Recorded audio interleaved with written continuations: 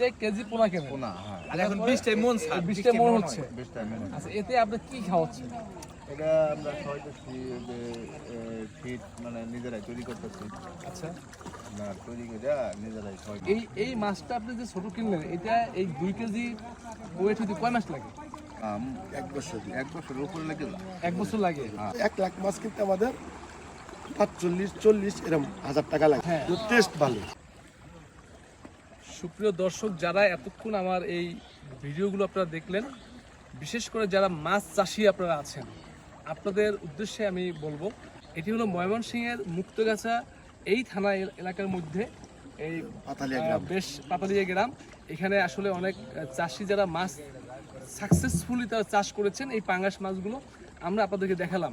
এবং এটার মাধ্যমে আপনারা যারা দেখছেন, সারা বাংলাদেশের থেকে যারা দেখবেন এবং যারা মাছ চাষ করতে আগ্রহী, আপনারা চাইলে এই মাছ যেমন পাঙ্গাস মাছটা বা আরও অনেক মাছ রয়েছে, তবে এখানকার ওনারা যেটা বলে শিং মাছ, এটি কিন্তু এই মাছের সাথে চাষ করা যাবে। যদি এরকম করা যায় তাহলে কিন্তু দেখবেন যে আপনি লাভবান হবেন।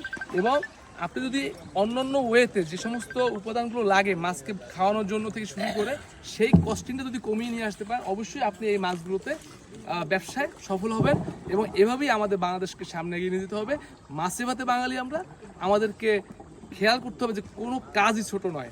সেই হিসাবে আমরা সবাই কাজ করব এবং এই কাজের মাধ্যমে আমাদের দেশকে সামনে এগিয়ে নিয়ে যাবো। সবাই ভালো থাকবেন, সুস্থ থাকবেন। আসসালামু আলাইকুম।